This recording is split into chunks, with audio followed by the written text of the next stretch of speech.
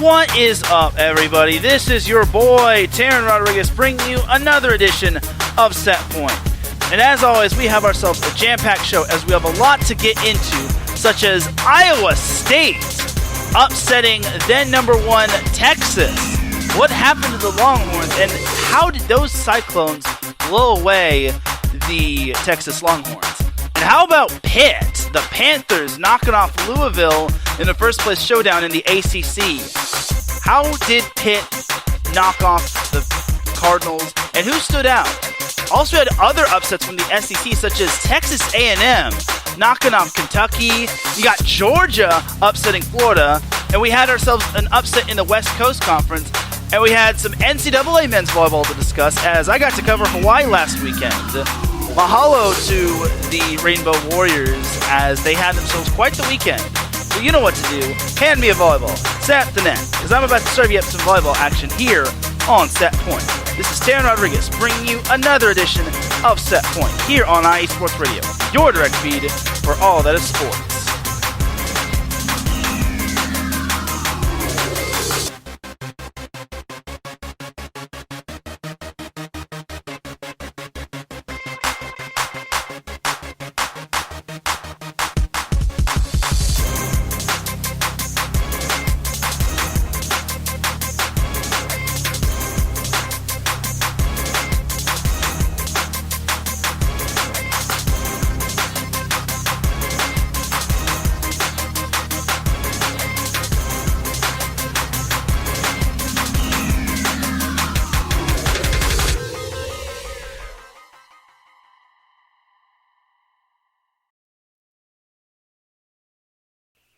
And welcome one, welcome all to another edition of Set Point. Thank you all for joining me on this beautiful Monday afternoon, Monday evening, Monday, wherever you are listening from. Either way, you have made yourself into episode 165 of Set Point. Without any further delay, let's get on into it. But first and foremost, before we get on into the volleyball action, Set Point would not be where it's at without IE Sports Radio providing the whole platform.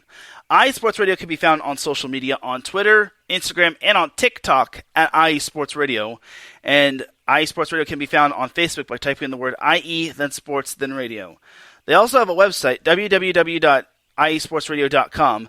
And when you go there, you'll see a Patreon link at the top, which starts at $5 a month. This will get you a shout from all of our amazing shows, including this one, and higher tiers include access to ISRU, the podcast university of IE Sports Radio, IE Sports Radio merchandise, and even a chance to be featured on a segment of our flagship show, The Defining Moment, with Larry B.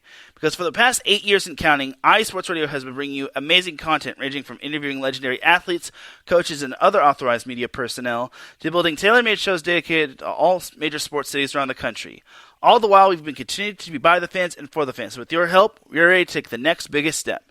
Thank you to everyone for all of your support and for making IE Sports Radio your direct feed for all that sports. Big shout out to our Patreon supporters, Bay Area Raised Apparel, Marcus Lowe's Great, Key to the Gate, and a donor that wishes to remain anonymous.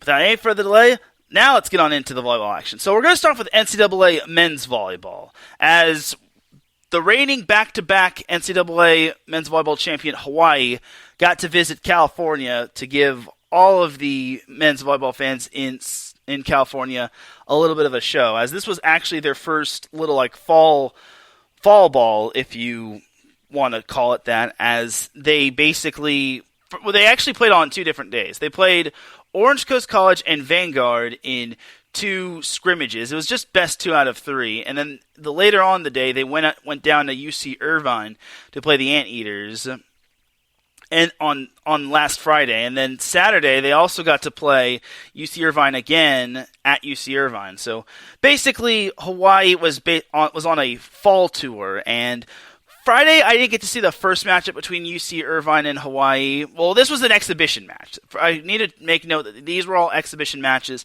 They didn't count, and honestly, it was still great to see them. Like, they did this last year when they played Orange Coast College and Vanguard, and everyone liked it, and everyone loved seeing the the Rainbow Warriors come down to California and basically strut their stuff and give them a taste of what is to be expected this season. So for the scrimmages against Vanguard and OCC, I don't really need to go too much into that. It was just best 2 out of 3, and basically it was just more often than not reserves. It wasn't the star players playing. It was just mostly reserves. But everyone got a chance to play for the most part the entire weekend. And then I imagine Charlie Wade got to play his players in the actual game against UC Irvine. He mainly did so on Saturday, as he got to play a majority of the players. The one player that did not get to play for Hawaii was Spiros Chakas, the Final Four MVP, as he did not make the trip down with Hawaii, as it was an unspecified reason from Charlie Wade, and I understand. And I basically said this on Twitter. It doesn't matter if they win or lose this matchup, and it doesn't matter who plays. All that matters is that we basically get to see a sneak preview of these players, and it's mostly the same team that returns from last year, as I don't think Hawaii lost a starter. I think they returned practically their whole team, and that's what's going to make them the heavy favorite this season, which is going to be quite scary, just because Hawaii is going to continue to reload instead of rebuild, which is quite nice. So the second matchup against UC Irvine, or the second exhibition match, was quite the dramatic one. The first set basically featured UC Irvine. It was close. Hawaii started off with the lead early on, but then UC Irvine, being the resilient team that they are, did not give up. They basically just chomped and chewed away at the lead, and eventually they took the first set 25-23. There was no live stream. There were no, there was no live stats tracker. Oh, well, there was a box score tracker, but there wasn't live stats, so no one could really watch this. And then the second set, still tight early on, but then Hawaii started to figure it out more. Demetrius Mouchilas was basically, he was kind of their number one guy when it came to getting the kills. Chaz Galloway manned the left side, and then Guilherme Voss was the monster in the middle. Cole Hoagland also got to see some time in the middle, and the big player that everyone should keep an eye on is Jakob Telle, the returning setter for Hawaii, and this dude was dynamic. The second set, Hawaii took it 25-21. Then in the third set, Irvine led 24-20, and then Hawaii, to their credit, came back to tie it up at 24 apiece. But then the Anteater scored the last 4 points and eventually won the set 26-24. Then in the fourth set, I kind of had to miss the fourth set just because, unfortunately, I had to take a call, and I missed out on quite a bit. I saw that UC Irvine was up 6-1, but to no one's surprise, Hawaii was able to turn the tide and basically come back and win the set. I think it was I don't know the exact run, but I think it was a 14-2 run following being down 6-1. And I give credit to Charlie Wade. His team didn't panic, and obviously this is just an exhibition match, but they treated this match like it really counted, as the Rainbow Warriors took the fourth set 25-22, as it eventually went to 5. Then the fifth set, Hawaii got the early jump. They led by 4 early on. They led 8-5 at the side change, but to the credit of UC Irvine, they tied it up at 10 apiece, and then the two teams were just going back and forth. One team scored, the other team scored. Hawaii had match point, but they couldn't put it away. Then UC Irvine, I think they had 5 match points, but they just could not put away Hawaii. And then I think it was 20-20, and then Hawaii got a service ace, and then they eventually closed out the match with a kill from Chaz Galloway, and that was basically the match. It was such a high-level event. This one felt like a championship match just because everyone was loud, and according to the final stat sheet, there were 895 people. It felt like there was a whole lot more. Now imagine if this did actually count. There would have been a whole lot more than 895 people. It probably would have been I wouldn't say 8,000, but somewhere above 5,000. Either way, it still was a great match. So the statistics from the exhibition match, Dimitrios Mouchilas led the way with 20 kills, while Chaz Galloway had 13 kills, Guilherme Voss added 12 kills, and Cole Hoagland added 8 kills. As a team, Hawaii hit 264 in the match, as they had 16 kills in the final set, and they hit 464 in that fifth set, which was quite nice. They also had 17 blocks compared to Irvine's 14, and they outdug them by 2, 39-37. Irvine was led by Francesco Sani, as he had 25 kills. Hilaire Heno added 18 kills, and Cole Gillis chipped in 11 kills. One player who I thought stood out the most was Joe Carlos, as he is actually a transfer from Pepperdine, and he got to run the offense for the Waves, as he did a great job of it for the most part, as he didn't really have too many errors, and he served quite efficiently, and his players were so complimentary, or his teammates were so complimentary of himself after the match, as he was talking with his mom, and one of the players was like, Joe has changed the program quite a bit, and I like this. And I have the honor of knowing Joe because I covered him back when he was at high school, back at Newport Harbor High School. He led the team to a CIF Southern Section Championship, a 39-1 record, which was darn right impressive. And overall, he's just a great leader. I felt horrible for him back during his time at Pepperdine. Like, it wasn't his fault that he kind of lost his starting position. Like, Bryce Dvorak is such an amazing player, but Joe eventually stuck with it, bless his heart, and then eventually, I guess he just needed a change of scenery, which is totally understandable. Like, I totally understand when you have your starting spot and then you lose it and then you just need a change of scenery. That's totally understandable. As we welcome Mike Pat in the live chat room on Spreaker, he says, "Good evening, sir. Thanks for tuning in, Mike." But back to Joe Carlos.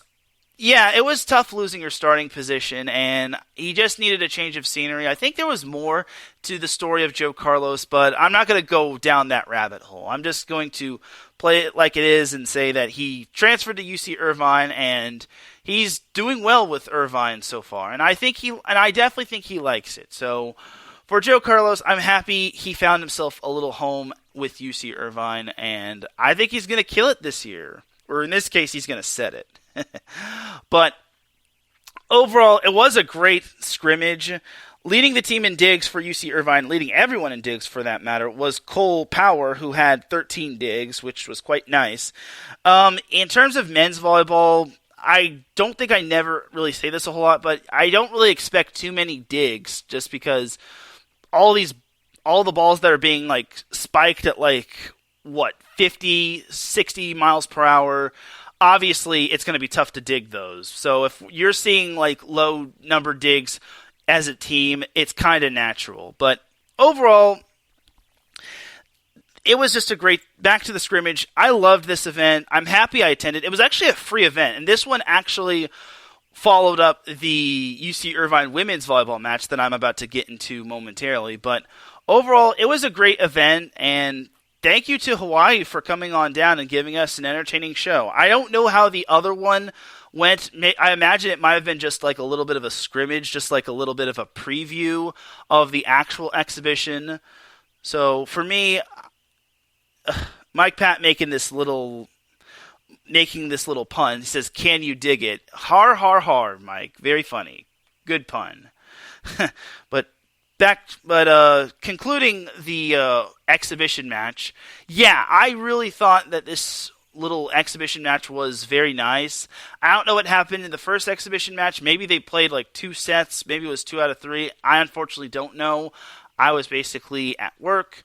But overall, it was great to see the Hawaii men's volleyball team. And I think this is going to be a team to watch for come springtime. So I actually caught up with Hawaii men's volleyball coach Charlie Wade following his team scrimmages on Friday, following the OCC and Vanguard scrimmages, as I talked to Charlie about this upcoming season, players to watch for, and basically this whole little thing altogether. Wait a minute. Hold on. Now let's get this interview underway. All right, this is Teran Rodriguez of Set Point with Charlie Wade, Hawaii men's volleyball coach. All right, Charlie, your team just wrapped up its first scrimmage of the day against Orange Coast and Vanguard. What were some things that you liked today in the scrimmage? I thought the energy level was pretty good. Got to get our backup center, Austin Buchanan, got to get on the court and play a bit. And so some guys that don't get to play a ton got to play today, and thought it was pretty good. This is the second straight year you've been back to this whole Orange Coast College Classic. Like, what's it like having that relationship with Travis and now Eric Valley? Yeah, well, Travis does, so much for volleyball and has for so long that, it's a great opportunity for us just to get more competition. And the competition are counting the number of dates. So we'll actually play UC Irvine tonight. So today's kind of double dose for us. But really appreciate Travis putting this on, and glad he includes us. Obviously, we have the standouts such as Jakob Telle, Guilherme Voss, and Chaz Galloway returning. But who are some other standout players that we should all keep an eye out for? Well, I think Cole Hoagland is really emerging as a pretty physical and dynamic player. Keone Thim played some early today, and really dynamic server and attacker.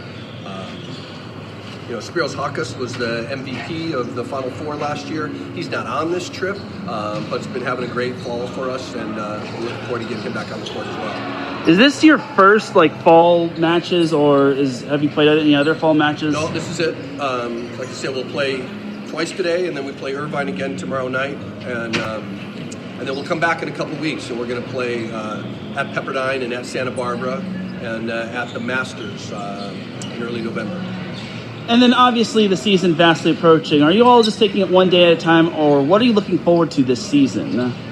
Well, we're just trying to, at this time of year, just trying to improve every day, go to the gym and work hard. And we got a lot to work on, a lot to get better at. And, certainly looking forward to the season to start, and hope we continue to improve throughout the season.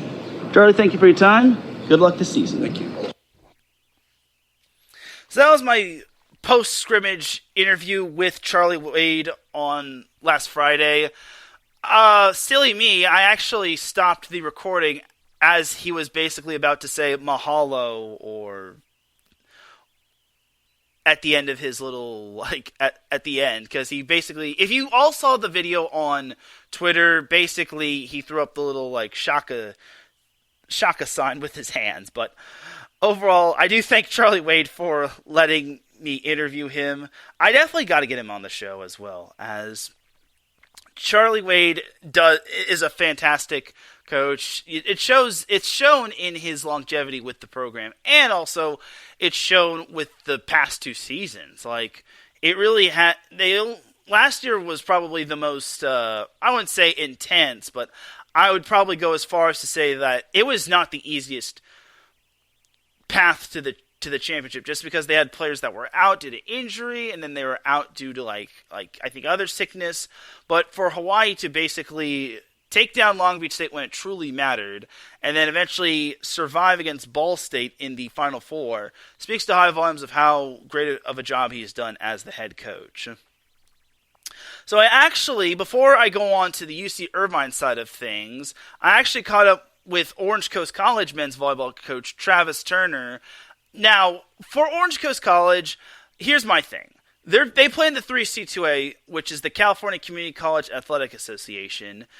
Now, they deserve some love just as much as the NCAA deserves some love as well. And same with the NAIA. I actually interviewed one of Vanguard's players as well. But for purposes of I want to give everyone some love in terms of the teams, I did interview Orange Coast College men's volleyball coach Travis Turner following the scrimmage, as well as the up-and-coming season that's about to be on the horizon, as the Pirates, I want to say, start their season in late January, early February. But either way, you also got to remember that Orange Coast College is the reigning 3C2A state champion. So here's my post-scrimmage interview with Orange Coast College men's volleyball coach Travis Turner. All right, this is Teran Rodriguez of Set Point with Orange Coast College men's volleyball coach Travis Turner. All right, Travis, your team just wrapped up the scrimmage against Hawaii and Vanguard. What were some things you liked in today's scrimmage? what I liked the way Vanguard serves and the way Hawaii serves. Both those guys put a lot more pressure on team serving wise than we're used to, so we struggled a little bit servicey. But what I liked, I thought our energy was good. I thought we, offensively really pretty good when we passed the ball. This is the second straight year you've had this event. Like, what can you say about the respect for Charlie Wade and for Eric Valley, who's now the new head coach at Vanguard? Yeah, well, obviously Brad Rostrader played here and is now at UCSD, so he kind of recruited all those guys and obviously put together a really good team. And Charlie and I have been friends for 25 years, so it's always great, and I appreciate them doing it because, hopefully they benefit from it too, but to play a junior college when I have all 17, 18, 19-year-olds and they have a lot of older guys isn't always the best competition for them, but I appreciate them doing this, and I think that it's going to be exciting to see what Brad does at UCSD with that, the way he recruits and the way he coaches. Now, for your team, who are some players we could all look out for this season? Well, I think we have a kid from Japan, Hidei Nakamura, who's going to be really good. He's getting some interest from Hawaii and UCLA. Really good libero who will probably play outside for us. And then we also have Tyler Vetter, who played and started for us last year at libero. And then we have a bunch of freshmen, I think. Miles Henderson, Landon Seymour. There's just a good group of freshmen. And then obviously our captain, Neil Finnegan, is going to be a big part of what we do this year. And then, what are some things you're looking forward to this year, or are you just taking it like one day at a time? I'm both. We're taking it one day at a time, and I'm also just looking forward to compete with these guys. They worked really hard in the off season, and they really care about being the full athlete, going to class and going to the weight room. They absolutely crushed the weight room this year, and they just seem to enjoy being part of a team and working hard. Travis, thank you for your time. Good luck this season. Thanks, T-Dog. So that was my post-scrimmage interview with Orange Coast College men's volleyball coach Travis Turner.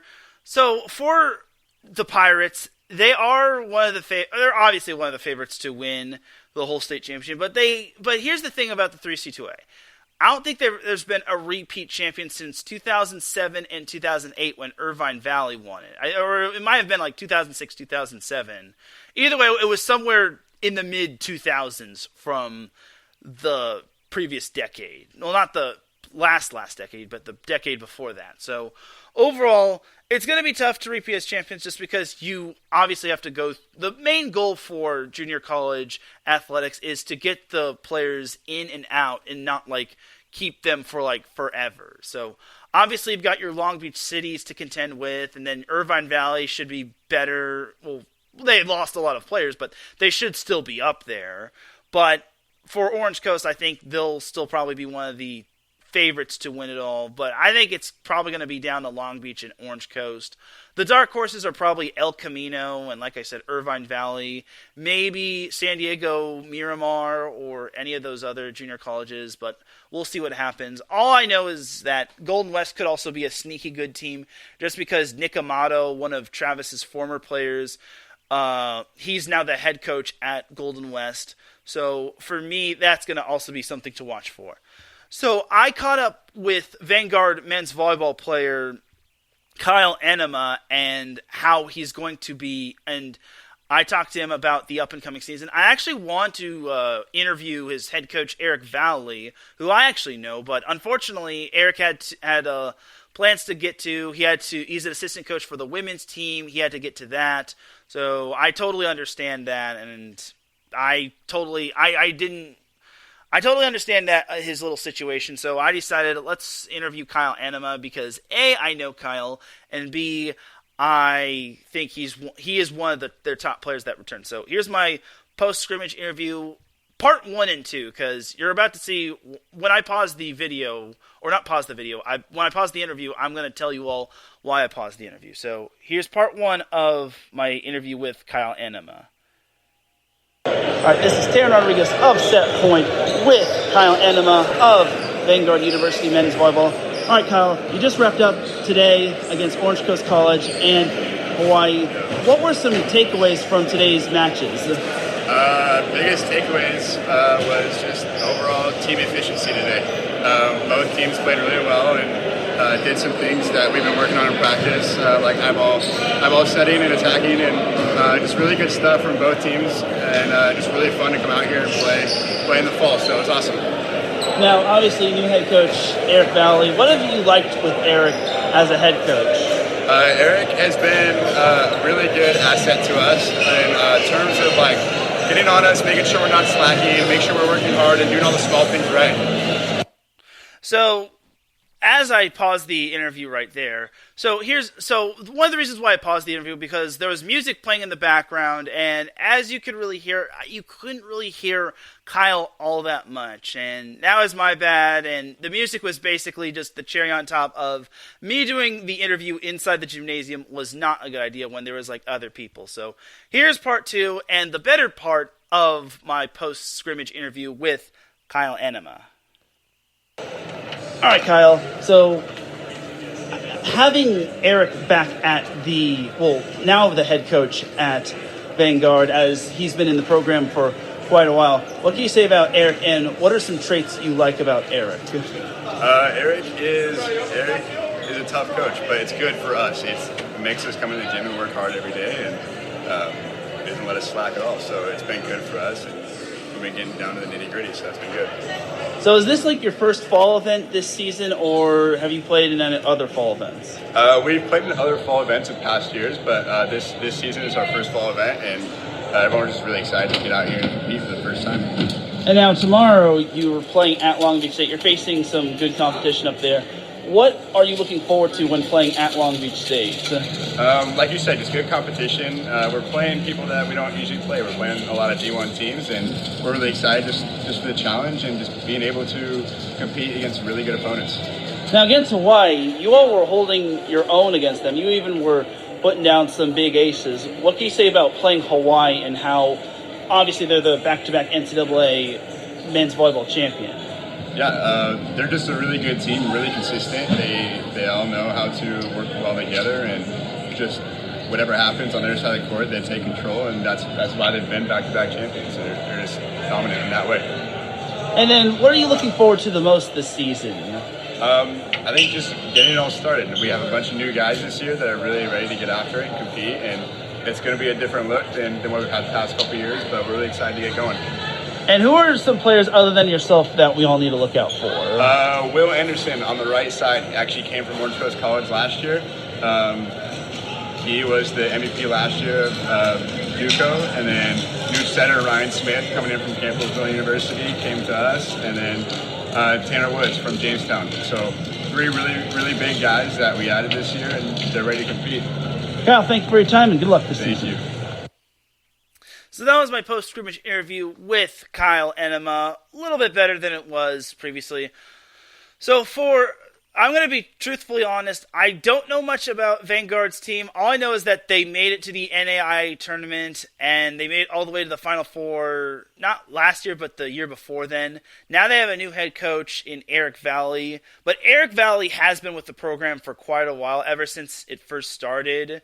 So Brad Rostrader, as we all know, he is currently at UC San Diego, and Vanguard actually did partake in the Long Beach State fall tournament, as they got to play teams such as Long Beach State, its A team and B team, supposedly, and they also got to play Cal State Northridge, UC San Diego. I want to say they played the Masters, and I think they played one other team, but overall, Vanguard is a team to definitely watch out for all you NAIA buffs, and I don't know when their gymnasium is going to get finished in terms of remodeling. All I know is that their gymnasium is now under construction just because they want to get it remodeled, like get it more wide instead of, because no offense to their gymnasium, it looked like a high school gymnasium. And that's no knock to Vanguard. I'm not trying to knock anything. It just looked old school. Whereas all these new gymnasiums,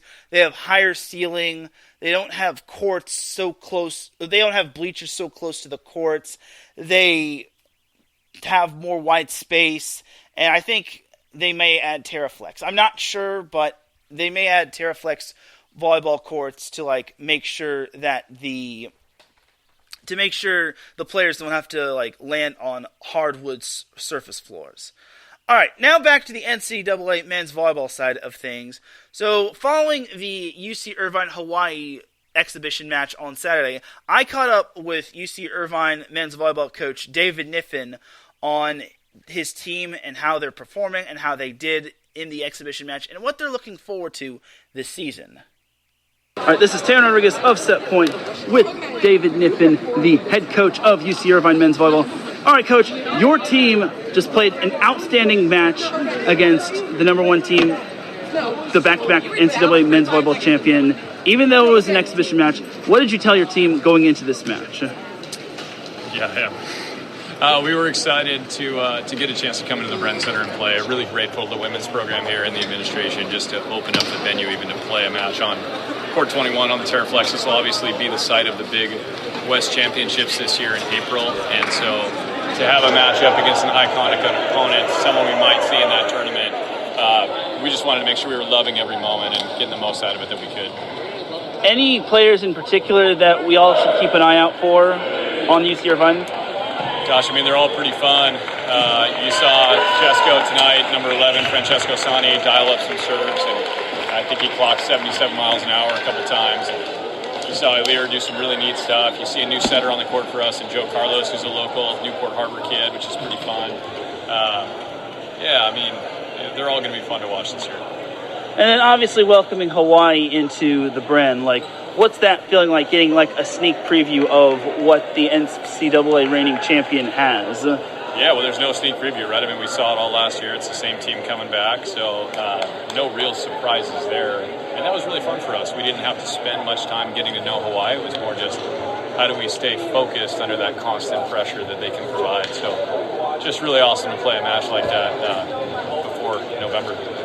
And then what are you looking forward to the most this season? And are you taking it day by day, or what matches are you looking forward to this season? Sure. We got our short-term goals, kind of mid-range goals, and our long-term objective is to be there at the NCAA championship. So right now we're coming off this one and figuring out how we can just keep improving through the fall. No particular matches that I'm looking forward to. The cool thing about being here at Irvine, it's a pretty desirable place to play, so we have a full schedule. We're playing all the big names like we always do. I expect we'll have one of the toughest schedules in the country, and always looking forward to time on the road with the boys as well. And is this the first fall event you've participated in outside of yesterday, or have you participated in any other fall events? We were able to go up to the Masters up in Santa Clarita, and that was great. Just an outstanding environment there. Really good NAIA program. They've done a great job building it. Got a couple of really good athletes and volleyball players on that team. We played up there. It was electric. They had a few hundred students in the gym, and it's cool to see volleyball inspire so many people to come out and support their schools. And tonight, certainly we saw that as well. For an exhibition match in the fall, that was a great crowd. Coach, thank you for your time. Good luck this season. Thank you. So that was my post-exhibition match interview with David Kniffin. So here's the thing about UC Irvine. My takeaway from this whole exhibition match was this. If this is what an exhibition match looks like between two Big West teams, I'm really interested to see what's going to happen come the actual season when the matches actually count. So for me, I thought UC Irvine really held their own, and as I just mentioned, Francesco Sani, he was dynamic. Doug Dahm is another player to watch for. Hilaire Heno is definitely a player to watch for. Joe Carlos ran the offense well. Cole Power does amazing at the libero position. I really think this UC Irvine team is going to be very under the radar, and it all depends on all the other teams and who they return. I know UC San Diego lost quite a bit of talent, but they should have some more returning talent returning. More returning talent returning. That's nice little repetitive sentence, Teran. But I think UC Irvine could be the third or fourth best team in the conference. Now, obviously you have the Long Beach State and Hawaii, the number 1 and number 2 team probably of the conference, and they return a majority of their players. So for me, I think this is going to be a very interesting year for UC Irvine. As he mentioned, he's going to have one of the tougher schedules in the nation, and I think that could be a good little benefit just because the Big West Conference is a gauntlet on its own because they're playing at Hawaii. They're going to play one match at Long Beach State, one match at Bren Event Center, and I really think that there's going to be I think there could be quite a bit of parity following Hawaii and Long Beach State. Obviously, those are your number 1 and number 2 teams, but you also have to figure out, you also got to remember that Penn State returns a majority of its players, and I think it might have some other players that are returning. You also got Ohio State that might be up there this year, just to name a few. UCLA is going to obviously be good. Pepperdine might be up there. USC's got some young talent. Stanford was nearly the Cinderella of the whole Mountain Pacific Sports Federation tournament. So overall, this men's volleyball season could be something fun. And that's just like on the West Coast. There are probably going to be some East Coast teams, well, other than Penn State and Ohio State, but there are going to be some East Coast teams and Midwest teams that are going to be good, such as Loyola of Chicago. They're going to have they're under a new head coach, but they should still be good. Ohio State should be good. The entire MIVA is going to be under new construction. And the EIVA, I think, is going to have a whole different structure as well. A coach that will not be returning for NCAA men's volleyball is Sean Patchell of LIU. Now, obviously, I don't know what happened with Sean Patchell, but I did find this out via MPSF bias, or I forget Jonathan Bates, but he did say on Twitter that Sean Patchell is no longer the head coach, and it's actually evident on the website. If you go to the LIU men's volleyball coaches page, you will see that he is not there. So, yeah, I don't know what happened to him, and I'm not going to go down that rabbit hole, but overall, it's going to be quite the interesting men's volleyball season, and you heard what Charlie Wade said. They'll be back to play Pepperdine, and they'll also be back to play Santa Barbara. I don't really plan to attend those exhibition matches. I wish I could, but honestly, I just think it's going to be too much. And Santa Barbara it's such a long trip. And I've been to Santa Barbara, a beautiful place, but it's so far from where I'm at. So that's going to basically wrap up the NCAA men's volleyball portion of the show. But just for a few final words, I really think that Hawaii could three-peat. I'm just going to throw that out there and say Hawaii has the chance to three-peat. My thing is that they win their matches when it truly matters, and that's no knock to Long Beach State. Long Beach State does have a talented team, but they don't return Alex Nikolov.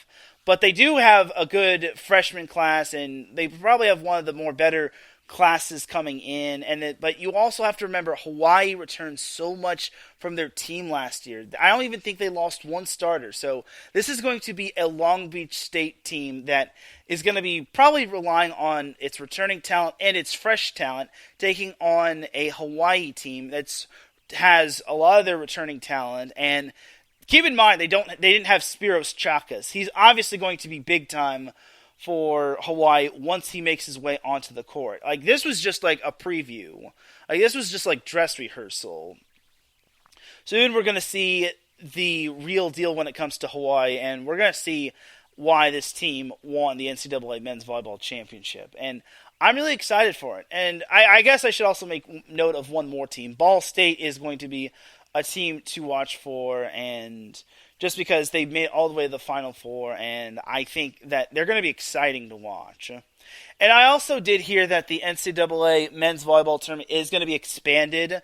I want to say it's going to be 12 teams. I'm not certain. I think it's still like under, I wouldn't say like under review, but it's like under like, okay, I guess it is like under review, or it's still pending approval. That's the thing. It's still pending approval, and I think that an expanded NCAA men's volleyball tournament would be beneficial for the NCAA men's volleyball tournament. I just would like to see more recognition for the NCAA men's volleyball sport. Just because if you go to the MPSF bias, aka Jonathan Bates' Twitter account, but that's his Twitter handle, at MPSF bias, you will see a pinned interview at the top where basically Alan Knipe gets interviewed, and he talks about how the NCAA men's volleyball tournament should get more love, and it should get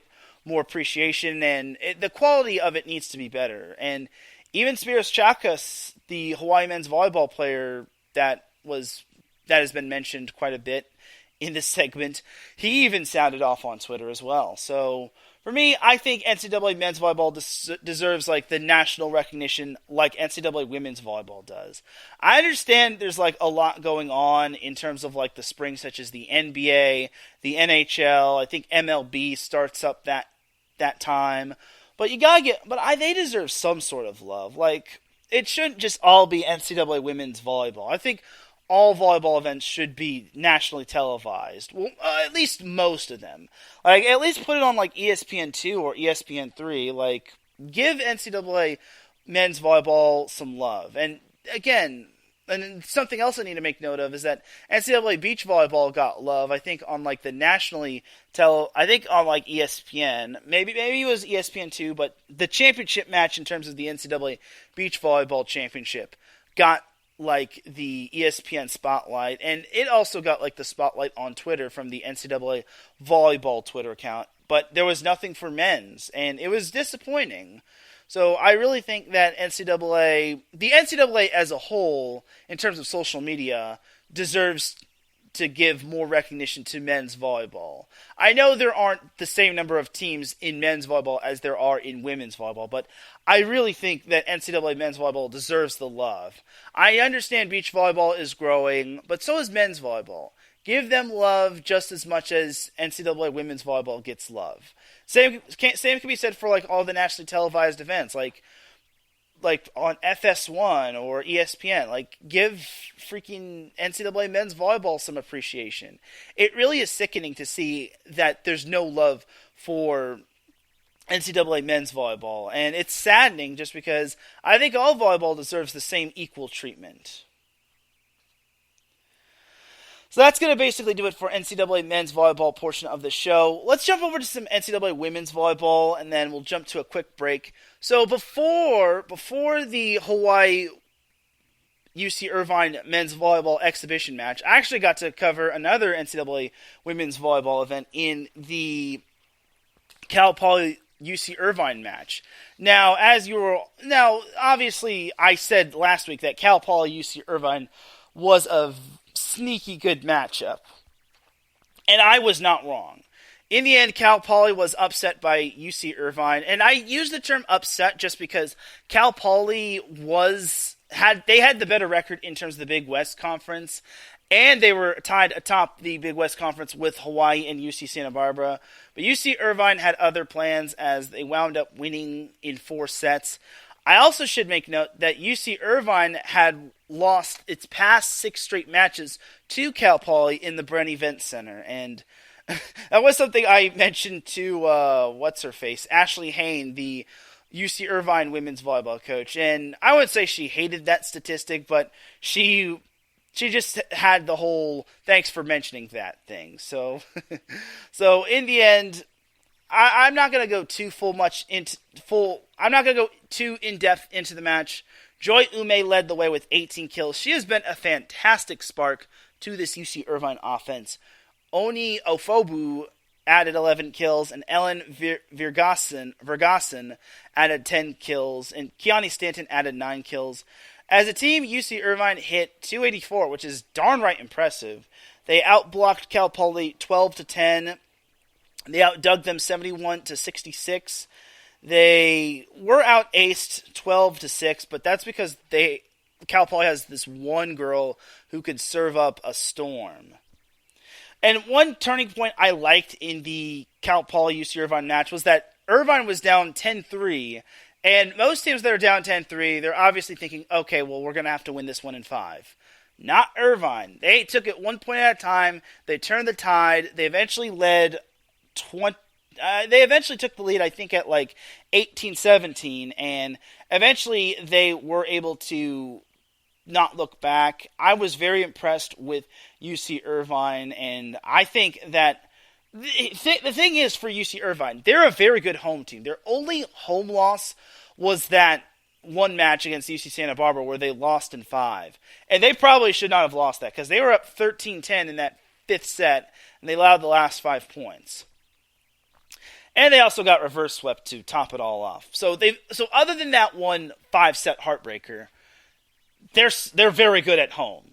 They are extremely good at home. And a lot of UC Irvine's conference losses are 5-set losses. The only one that they didn't lose to was the one at Hawaii, which it's very tough to win at Hawaii. Just going to throw that out there. So there's that. But overall, Irvine has really improved, and it shows within their record, it shows within their players, and it's shown in the Big West Conference. This is a team that no one should be taking lightly in the Big West. I actually caught up with UC Irvine women's volleyball player Joy Umeh following the team's win over Cal Poly. All right, Joy. Your team, after quite a number of 5-setters and quite a number of heartbreakers, you pull out a big win over Cal Poly. How big of a win is this for your team? It's pretty big. I think this game we were expected to lose. They were expected to win. So I think it's nice to just see us go out there and fight like the underdogs and pull out a win. Yeah. Now, obviously, the Big West has been quite the battle, as we've seen Hawaii lose once, we've seen Santa Barbara lose once, and we've seen a number of 5-stars. What can you say about the craziness of the Big West Conference and how balanced it might be? Yeah? I think it's really cool because anyone can beat anyone on any given night. Everyone's playing hard, and it's a lot of competition, but it's really fun to just see how hard teams come out and how bad they want it. Now, in addition to your big night with the kills, Oni had some big-time kills. Yes, she did. Ellen Bergerson. Yes, that's my girl. Yeah, Ellen had double-digit kills, and then Kiani had some big-time kills. What can you say about the offense tonight? I think everyone was really on their A game tonight. Everyone was going hard, making plays that we know how to make, but we haven't been making, so it was nice to see. Yeah. And then the defense was pretty much on point, as Campbell was the one flying around, trying to keep the ball alive. What can you say about the defense and Campbell in particular? Campbell's crazy. She's a freshman, but she's making moves like a second, third year, fourth year. I think everyone's just keep the ball off the ground. Let's give ourselves a chance to play. Yeah, I'm proud of the defense and the offense. I think our team played very well tonight. Do you think this big win is the biggest win of the year, or how big is this win for you all? It's a pretty big win. I don't know if it's the biggest one of the year, but yeah, they're a good team, so it was nice to pull that one out. And then who do you all have next? Santa Barbara and CCCAA. Okay, so Santa Barbara and Northridge. Thank you.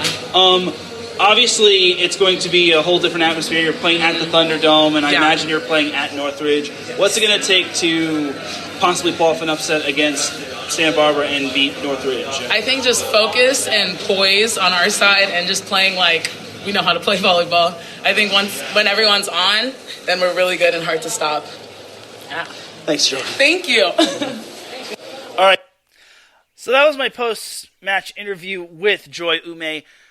I should mention this, that Joy is only 5'8", 5'9", but she has the hops of a kangaroo and the cannon of an arm. She is just so dynamic. I really think she could probably be all conference at the end of this season. There is no conference tournament, but I really think she is going to be all conference as well, just because it's not just her. The whole offense, like I mentioned in the interview, Ellen Vergassen, she had 10 kills, and it's sometimes there are multiple girls that have big nights. It's not just the Joy Umeh show. It's not the Oni Ofobu show.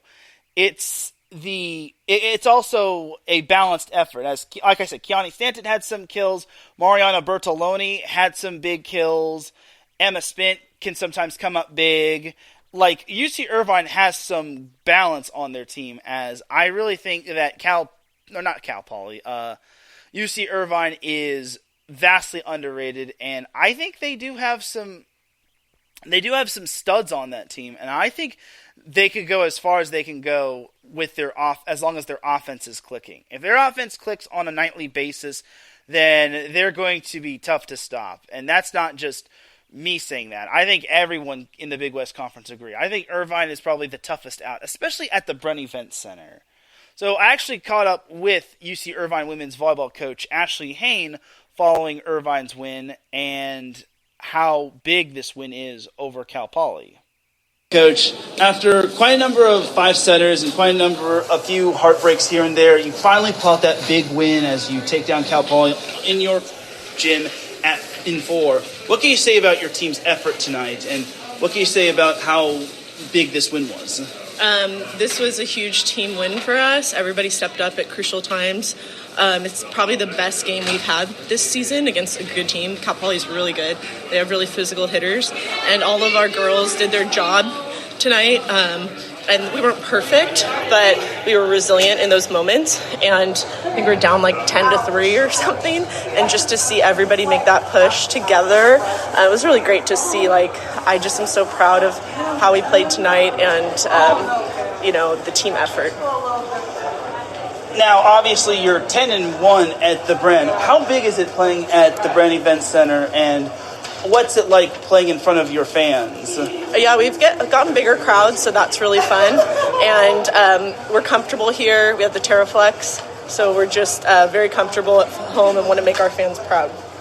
Your offense was fairly balanced for the most part, as Joy had a big game, Oni had a big game, Ellen had double digits in terms of kills, and Kiani nearly cracked double digits in kills. What can you say about the offense and how it was efficient tonight? Yeah, well, we couldn't be one-dimensional tonight. We had to have effort and execution from multiple hitters, and they knew that, so I was really proud of Kiani and Ellen in particular for stepping up and scoring at crucial times. Now, the defense was on its A game as you had 12 blocks to their 10, and then you outdug them by 5. And Campbell Jensen was just flying all over the court trying to keep the ball in play. What can you say about the defense and Campbell in particular? Yeah, she's doesn't play like a freshman. She's one of the best, I think, liberos that's played here. She's covers a lot of court. We try to funnel her the ball, so I think she loves to play defense. She used to be a catcher. Softball catcher all through high school, so she's gritty. She's not afraid of the ball coming at her, and so it's really fun to watch her play, and it'll be fun to have her here for 3 more years. How long have you been coaching at UCI for? Too long. Oh. 7 years. Okay. Is this the biggest win that you've had in your tenure, or have there been other big wins? Yeah, we've upset a good one. We beat Cal Poly at Cal Poly last year, so that was really fun. We swept them. So I think they had that in the back of their heads too, because they had some miscues and some uncharacteristic plays. So I think we left some doubt last year that, hey, we can beat them, and they knew that. Now, I don't know if you knew this statistic, but they had beaten you on your home floor the past 6 straight times, dating back to 2015. Thanks. How big? I'm sorry. How big of a win is this, beating Cal Poly at your place as opposed to beating them at their place? Yeah, they have had a strong team going to the playoffs the last few years, and we've been slowly building with a young squad, so we're kind of catching up, so to speak, I think, to their level, and so it's nice to get that win. And then your next games are against Santa Barbara and Northridge. Obviously, Santa Barbara kind of is your only home loss, but you get to play them at their place. What's it going to take to take down the Gauchos and the Matadors? It's going to take effort and consistency like tonight, and multiple people playing crucial roles and stepping up at different times, and a more balanced approach than just using Joy and Oni. And I think better ball control overall. So that was my post-match interview with Ashlie Hain. Obviously, I did have to, I wouldn't say tease her, but I did have to make note of that little nugget that I made of Cal Poly having won 6 in a row at the Bren Event Center over UC Irvine. But overall, it was a big win for Irvine. I wouldn't say it's going to give them a good chance at winning the Big West Conference, but it definitely makes things very interesting. Like, I wouldn't count them out of the Big West Conference race, but I really think that they're going to be the toughest out of any team in that conference. Like I said, their only loss was a 5-set heartbreaker at home to Santa Barbara, and they have Santa Barbara this weekend.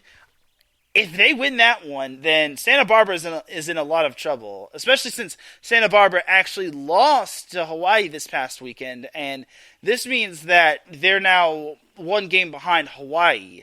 Though they do have the win over Cal Poly, but it just goes to show that winning on the road is so key and crucial.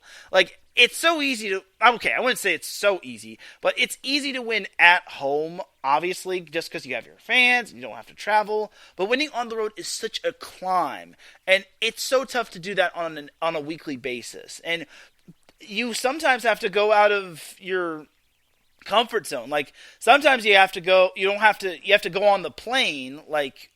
You have to go up to Davis in NorCal, or you have to go all the way up over to Hawaii. It's so tough to have to play on the road. Like, it really is tough. And for Cal Poly having to travel from San Luis Obispo all the way down to Orange County and Irvine, it's very, I wouldn't say stressful, but I'd say it's very difficult. Like, it's not easy to win on the road.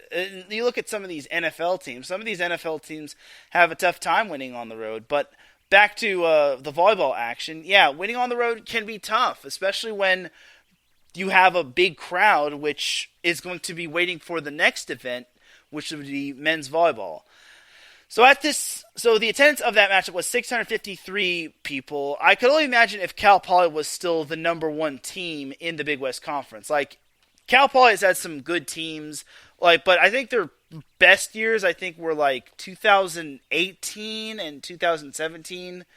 Either way, Cal Poly, they've fallen off a little, but they're still in the thick of it when it comes to the Big West Conference race. They're tied for second with Santa Barbara, as this week they have a big test at Cal State Fullerton on Friday, which has also improved, and then Long Beach State, which has won six matches in a row. So I actually caught up with Cal Poly women's volleyball coach Caroline Walters following her team's loss and what they need to do to right the ship and get back on track. All right, Coach. Obviously, it was a tough one tonight, losing on the road to UC Irvine. Very good home team. Despite the loss, what positives can you take away from this match? No, I thought Maya Dvorak had a really good match. She was killing the ball at a high percent for us. She had, 7-8 service aces. Leaving it all out there, stepped in even in service lead at the end and is passing. So we need to look at having her in some passing rotations. When we can pass the ball well, we attack very, very well. And when we can't, we become predictable. So we have to get back and get back into finding a rhythm in service lead and then being relentless defensively. I thought Irvine did a spectacular job on the defensive side of the ball, and was just all over making plays, creating opportunities for themselves, and we kind of were a little shy on that side of the ball. So we need to pick up our defensive effort, need to see better as blockers, as defenders, and manage situations better. Now, obviously, this has been quite the year in terms of the Big West Conference with 5-setters a lot and then upsets galore. What can you say about the Big West Conference and how it's been all over the place this year? Yeah, I think it's kind of the most parity that I've seen in my 15 years here. You have teams beating teams on any given night. That's what makes it exciting as a coach and a player, I hope, and Hawaii, Santa Barbara, they play tonight. They each have a loss, so there'll be two of us tied for second and the lone remaining, and it's preparing now and like we have been for every single match that's ahead of us, because especially on the road, this is a tough conference, and at home you're feeling good and you're protecting your house, but it's a tough conference to go on the road and win matches. In addition to Maya, you got 15 kills from Tommy and 11 kills from Meredith. What can you say about the offense and how it pretty much tried to hold its own against UCI's defense? Yeah, I thought we moved the ball around. I would have liked to see maybe Kate Slack get a few more attempts, but Meredith did fantastic, in her role and what she was asked to do. And they've got some very, very good defenders on that team and blockers, and their presence is felt at the net. So I thought we distributed the ball fairly evenly when we could, when the passing was there. And that service lead passing will be our limiting factor for what we can do offensively. Now, set 4, you had a 7-point lead, and then UC Irvine obviously came back. What do you think you didn't do correctly as opposed to doing correctly early in the set? I didn't think we sided out, at a consistent rate, and that, again, is mostly due to our inability to serve, receive, pass. So I thought our passing kind of broke down. There was a ball or two that landed defensively that, we were kind of questioning in or out on. So we just have to be better with first contacts, with defensive first contacts and serve receive first contacts. Now, I know next Saturday you play Long Beach State, but who do you play before then? We played Fullerton on Friday. Okay, Fullerton. So, okay, at Fullerton or at Fullerton. Okay, so next week you're on the road for both games, as it looks like you're starting the second half of conference play. Obviously, it's crucial to pretty much win as much as you can. What's it going to take down the Titans in the Beach? Yeah, Fullerton has played some really good volleyball against some tough opponents, and similar to an Irvine, they've been going 5 a lot. They've been pushing people, to their limits. And for us, we really have to find our identity against both those teams again and play on our side of the net. We like to control the serve and pass game, so we need to be a little bit more aggressive from the service line. We need to see the game better as passers, have great vision, and then move really well to these balls, and I think have a little bit more height on our first contact, so Emmy can get in there and run an offense. And then we have to be aggressive defensively, both at the net blocking, and that, again, is going to have a lot to do with vision and what we see, and then scrapping defensively, just being willing to throw our bodies, on the ground and keep these rallies going. It's tough to win on the road, but I'm excited to play two more good Big West teams. Anyone else who stood out for you tonight?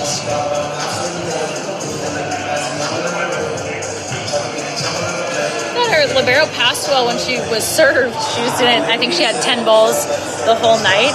But Jolie, I thought, was playing okay defensively as well. I was happy with Maya's defense as well. She's going to be somebody that's just going to do whatever she can to keep that ball off the ground. So we need to all kind of inhabit that same mindset like her and get back into the gym on Monday and get better.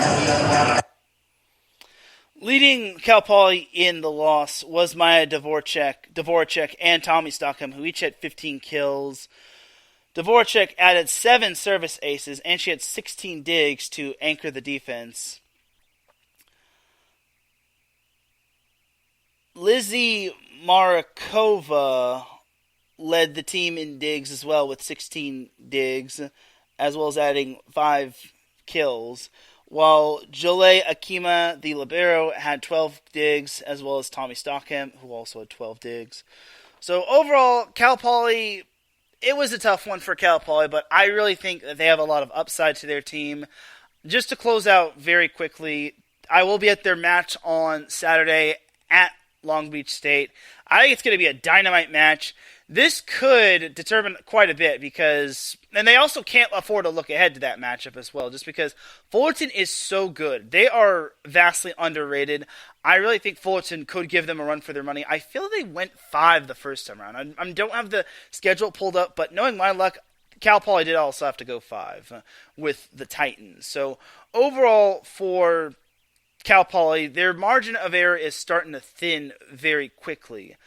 They obviously have the second half of conference play, and that's kind of where they need to figure it out. They do have that one win over Hawaii, but now they have to go down to Hawaii, win that one, and then they're going to have to beat Long Beach at Long Beach, which could be 50-50 right there, as well as beating Cal State Fullerton, and then they have to beat UC Santa Barbara at Cal Poly, which it should be reasonably, I wouldn't say reasonably easy, but I think it should be reasonably doable, but Santa Barbara is definitely good. And then they have to beat Irvine at Cal Poly, so we'll see what happens with the Mustangs going forward, as this week is a huge week for them. They've got 2 talented opponents, and their margin of error, like I said, is very thin.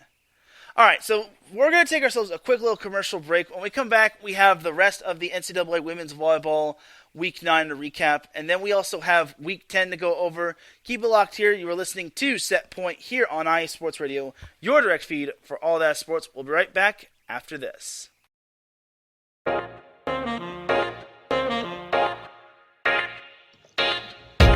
What is going on, everybody? My name is Harrison Glazer, and we're coming at you from the Show That Never Sleeps podcast. I cover the Jets, the Islanders, the Nets, and the Yankees. This is Pierre Moss, and I cover the Mets, Knicks, Rangers, and the Giants. Our show is live every Wednesday through Spreaker and a bunch of other ways to get our content. Again, we're the show that never sleeps podcast. We talk about all those New York sports. It's a lot of fun. We get into all of it. Please tune in. Again, that's Wednesdays at 6 p.m. And we look forward to having you guys right here on IE Sports Radio, your direct feed for all that is sports.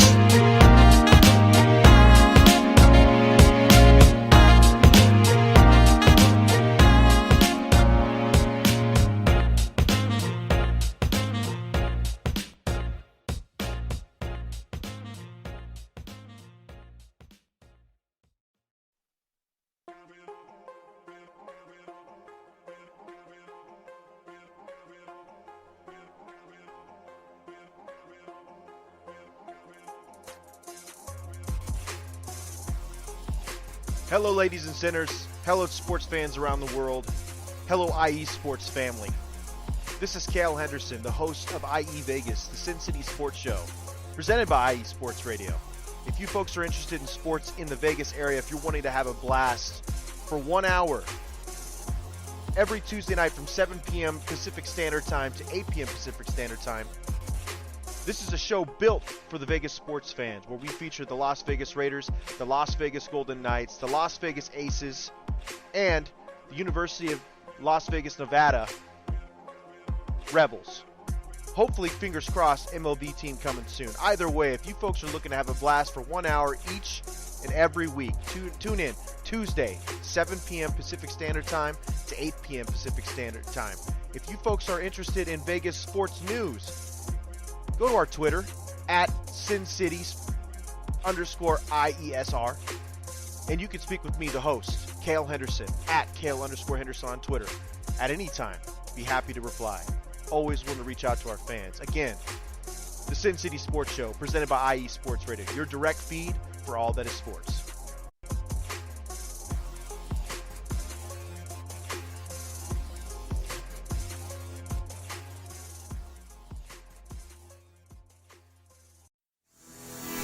Sports fans, do you like teams that are tough, cities that are tougher, and fan bases that are passionate about their teams? How about teams that are historic and stadiums that are iconic? Then you belong in Chicago, and you need to check out Chi-Town Weekly. Join me, Adam Kernan, every week as we keep up with all things Chicago sports. Bears, Bulls, Blackhawks, Cubs, White Sox. We'll cover them all, plus more. The Windy City is always buzzing, and we'll keep you up on all the big games and major stories. So tune in to Chi-Town Weekly every week right here on IE Sports Radio, your direct feed for all that is sports.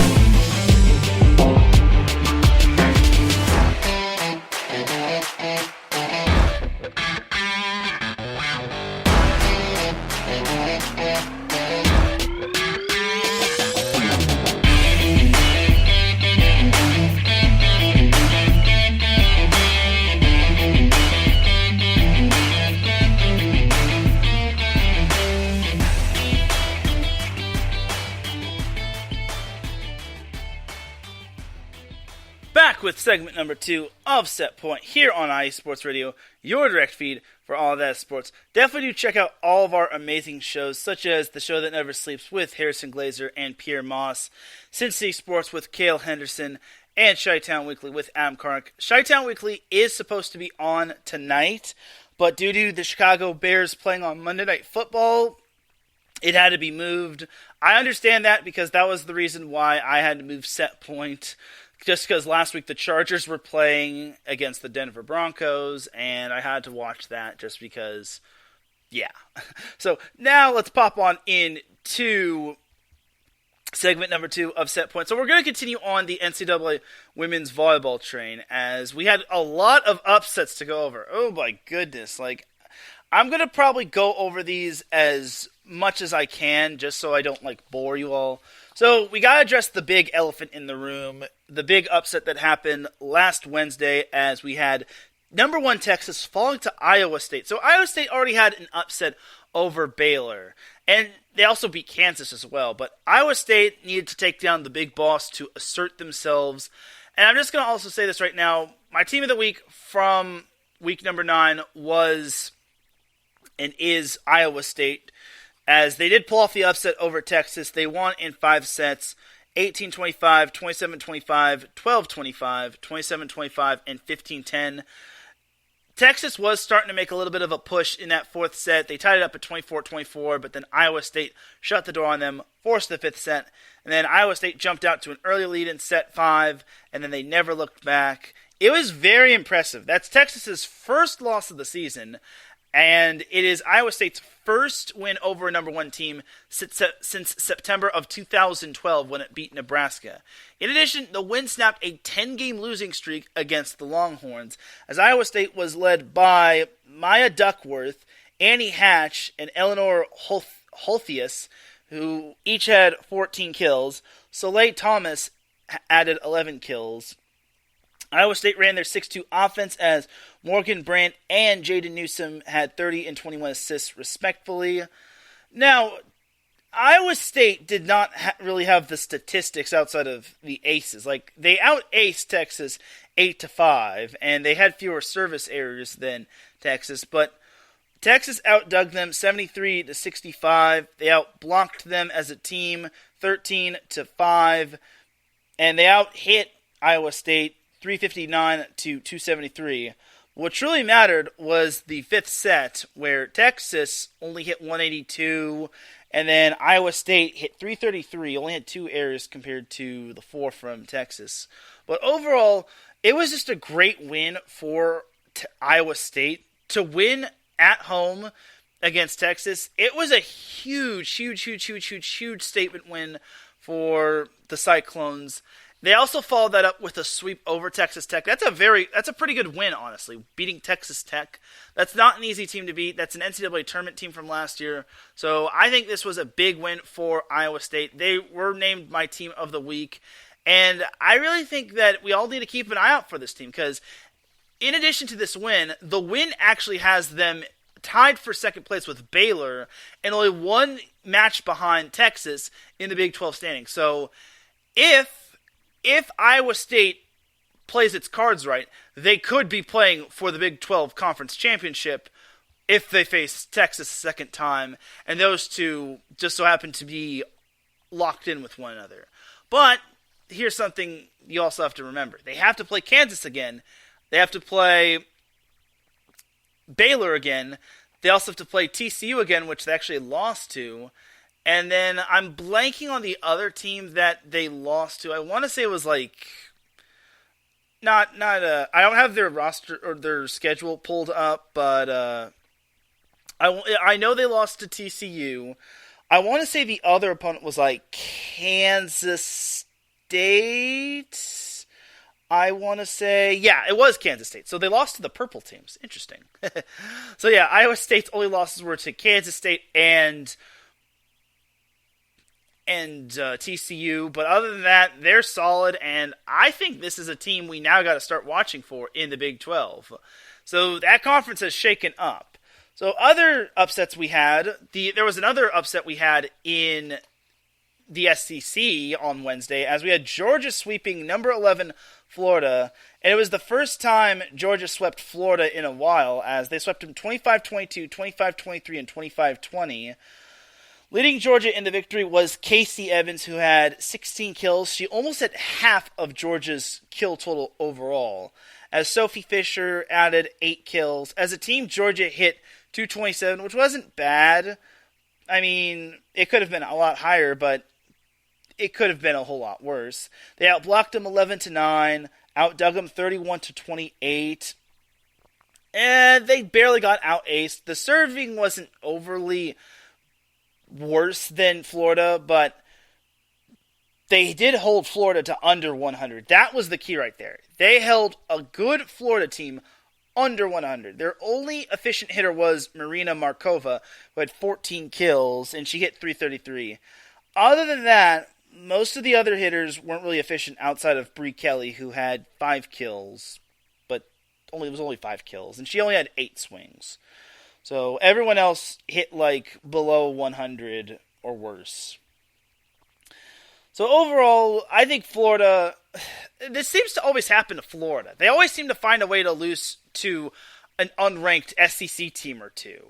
They lost to South Carolina the previous time in 5, but losing to Georgia in Gainesville in 3? Something's not adding up here, but something I did see is that Georgia is 6-3, and they are right there in that SEC conference with Kentucky, with Florida, and there's actually one other team that's atop the SEC conference standings with Florida and Kentucky, and that team is none other than Auburn. Here's the thing about Auburn, though. Auburn hasn't won a whole lot this year. They have not beaten the opponents that everyone else is playing. They have not beaten a ranked team. But I'll talk about Auburn a little bit later. But huge win for Georgia. This puts them in a decent position to either A, make the NCAA tournament, or B, possibly win the SEC. They're taking a page out of the football team's book. I know it. So, on Friday, I actually have a new segment I'm going to be debuting. It's the injury report list. Now, I don't know the 411 on every injuries. I can't cover every injury from one conference to another.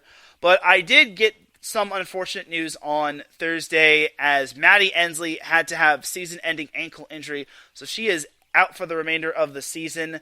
And the day after Ensley had ankle surgery, Washington fell to Arizona State. And this loss is actually going to prove crucial, which I'll discuss in a little bit. So, Arizona State was led by Iman Isnovich, who had 17 kills. Jelly Cyril had 14 kills, and Marta Levinska had 10 kills. As a team, oh boy, both these teams combined for 2 carry the 3 minus 2, 175 digs. Arizona State had 89 of them, while Washington had 84 of them. Arizona State in the dig department was led by Annika Larson-Nummer, who had 27 digs. Cyril had 20 digs, and then Isanovich and Ella Snyder each had 12 digs. Snyder led the team with 24 assists, while Shannon Shields added 19 assists. For Washington, they were led by Claire Hoffman, who had 20 kills, while Imani Bush chipped in 19 kills. Marin Grote chipped in 12 kills. As a team, Washington only hit 187 compared to Arizona State's 219. And in terms of blocks, Arizona State outblocked Washington 13-10, which, it's not bad, but it's not great. Something that was big time for Washington is that they out-aced Arizona State 13-7, but their serving wasn't bad. I think that was probably the positive of Washington's loss. They did miss 16 serves, but Arizona State wasn't too far with the missed serves with 12. So here's why the Washington loss is bad. It hurts their chances of winning the Pac-12. They're already behind USC. This loss put them further back of USC and Stanford, which played on Sunday with Stanford coming out on top. But now, this means that Washington now has a lot of catching up to do in terms of, okay, not a lot of catching up, but they have to basically hope that they win this Sunday, and they also have to hope that Stanford somehow slips up, and they also have to beat USC, which they play, I think, in the second to last game of the season, or the third to last game of the season.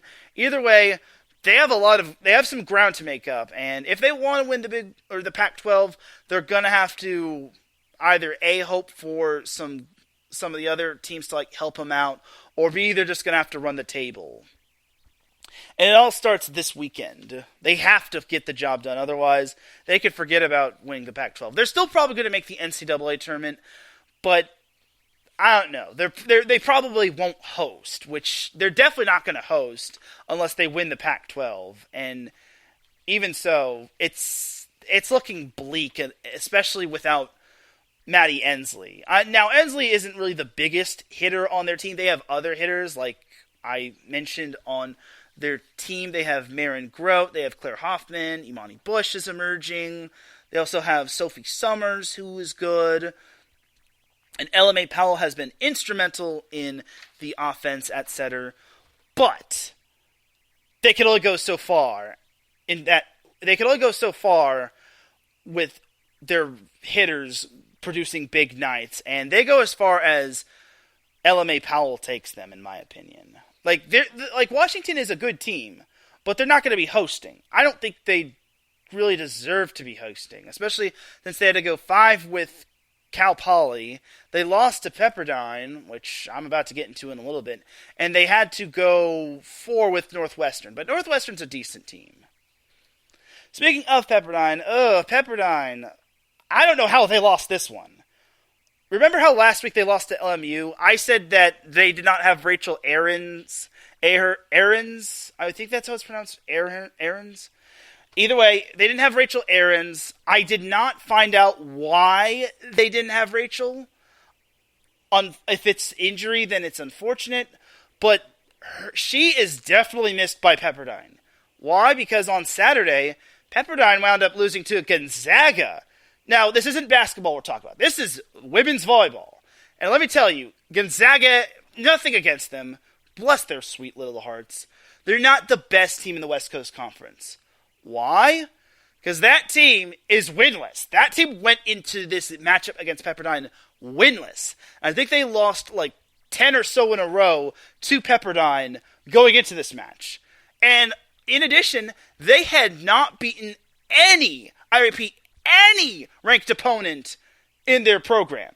That was according to their website. That changed. But here's the thing for Pepperdine. Pepperdine won the first 2 sets, 25-18, 25-21. I'm thinking, okay, well, this looks natural. They're obviously going to win, even though they don't have Rachel. Third set, they lost 25-19. And I'm like, okay, that's a little interesting, but it's probably just a blip on the radar. This was played in Spokane. But then the fourth set, they lost 25-19. Now, I was concerned about that fourth set, just because it's not because they lost that set. It was how they lost that set. They never trailed, and there were no ties. So basically, Gonzaga was in control, which basically was a momentum shifter. Then the fifth set, it looked like Pepperdine was finally riding the ship. They were up 12-8. I'm thinking, all right, Pepperdine's going to close this one. They're not going to lose, are they? Well, Gonzaga had other plans. They got back in it. They were down 1, and I think Pepperdine had match point, I want to say, if not Gonzaga had match point. And then it was 14-14, and then Gonzaga scored the last 2 points, and that was the match. Gonzaga came into this matchup with a record of 4-16 and 0-9 in conference play. That's not a good win. That's not a good loss. That's a very bad loss for Pepperdine. And they were already reeling from that LMU loss, though LMU I thought was not too bad of a loss. But this just goes to show that Rachel Ahrens is so deeply missed by Pepperdine. With Ahrens, that's kind of their senior leader right there. That is their big-time leader. If they don't have her, then they have to have other players producing. They have to have other young guns producing, like Grace Chillingworth, who had 17 kills for Pepperdine. Meg Brown had 15 kills for Pep. Emma Ammerman, who I was basically talking about as I had a feeling she would fill the void for Rach. She had 10 kills. Emily Helmuth, who's one of the younger players, she had 9 kills. But it's just so tough when you don't have your heartbeat of the team, because she came back for her final year of eligibility with Pepperdine to help them make it down the road to the NCAA tournament. Now this loss might actually hurt them going down the road. Yes, they do. Well, okay, I wouldn't say it would hurt them, but this isn't a good loss in particular. Like, obviously losing is inevitable, but this in particular, losing to a team that hadn't won a conference game this season, and a team that was 4-16, it's a little alarming. Now, they obviously are still in good standing with the wins over Minnesota, and they have the win over Washington. Those were good wins, especially on the road. This loss, it's a little concerning. Quite a bit concerning, if you ask me. Gonzaga was led by Zoe Theros, who had 21 kills, while McKenna Marshall, 12 kills, and Autumn Larson, 11 kills. As a team, Gonzaga hit 222, while Pepperdine hit 184. But here is the alarming thing about their hitting percentage. The fifth set was the most alarming, as they had 9 hitting errors, and they hit -32. Keep in mind, Gonzaga had to basically go past 15 points to win. They had 16 points. Half of Gonzaga's points in the fifth set were Pepperdine's hitting errors. And I don't even know the extent of their errors altogether. If that was the case, they really missed Rachel. Rachel is their senior leader, and they need her back ASAP. Whatever the case may be with her, whether it's injury or something personal, she hopefully needs to get back for Pepperdine. If she doesn't get back, then the Waves could be heading into uncharted waters. No pun intended. But anyway, hats off to Gonzaga. First ranked win of their program, and it's their first win over Pepperdine in quite a while. Hats off to the Bulldogs. They're not just a basketball school, I guess. But I digress. Back to the SEC on Saturday. We had Kentucky losing to Texas A&M. Now, Kentucky was ranked at the time. I think they were 16th. I actually don't know their ranking off the top of my head. But they lost to Texas A&M in straight sets. 25-23, 27-25, 25-20. Okay, so obviously losing isn't my biggest alarm for Kentucky. But how they lost is kind of a little alarming. This was actually the first time Kentucky got swept in SEC play since, get this. Hold on, everybody. Hold on. Guys. So, this was their first time they got swept in SEC play since, get this, 2017. The last team to sweep Kentucky in SEC play was Florida when they wound up winning in 3. But we all know how good Florida is. Here's my thing for Texas A&M. Ever since that 2019 team, they have not been relevant. And that's not a knock on them. They beat Western Kentucky, but they have not had the successes that they had back in 2019. Texas A&M was 2-6 entering the match. They were third to last place in the SEC.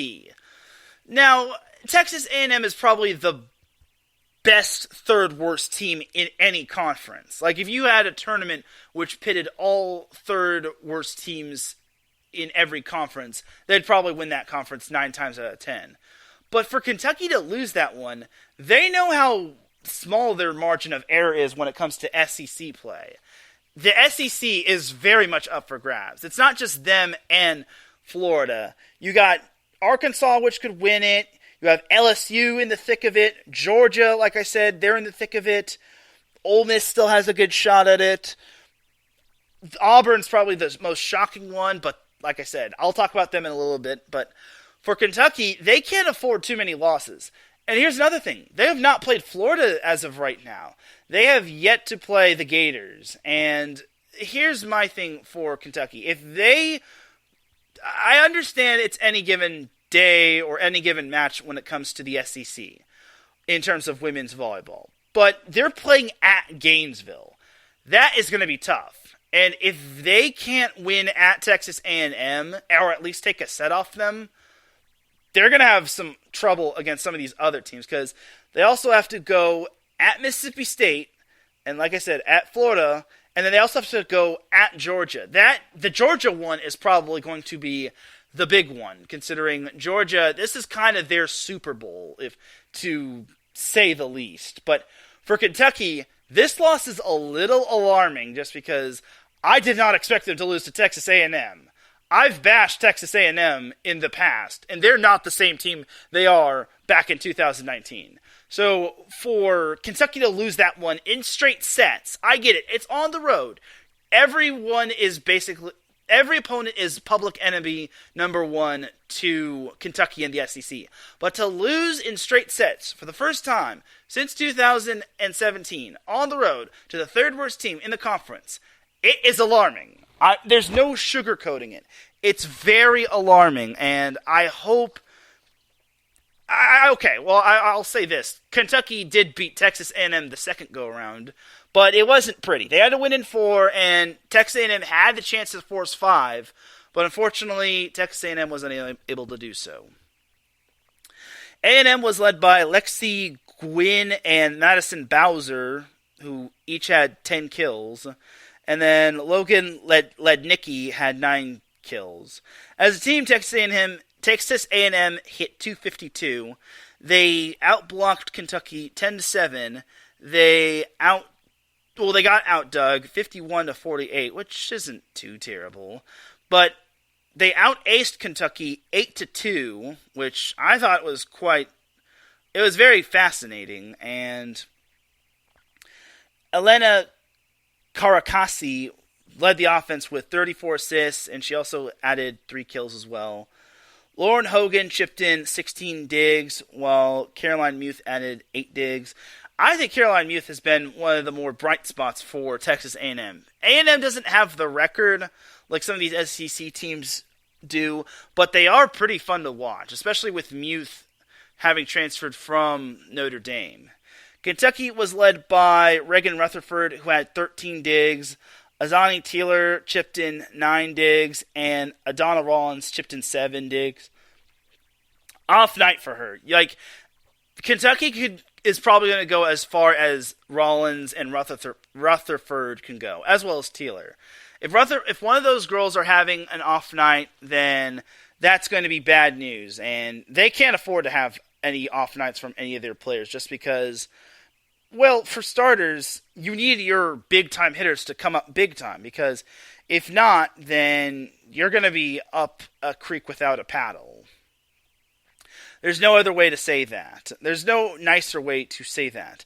As the second match, Reagan Rutherford was actually inactive for Kentucky in the second match against Texas A&M, though they won that one. So I don't know if Kentucky was caught on a bad day, but the fact that they won without Reagan Rutherford was impressive, but still, I'm baffled by the fact that they lost with her than without her. But I don't know. Maybe I don't have the box score in front of me when it comes to Kentucky and Texas A&M, but Kentucky needed that one. If they lost both matchups to Texas A&M, there would have been a lot of cause of concern. But I think Kentucky is just fine. Like I said, I'll discuss them a little bit later in the show as we're past 90 minutes. I'll try to speed through the last matchup as quick as I can, but that's basically Kentucky right there. Jumping on over to Yinzerland, a.k.a.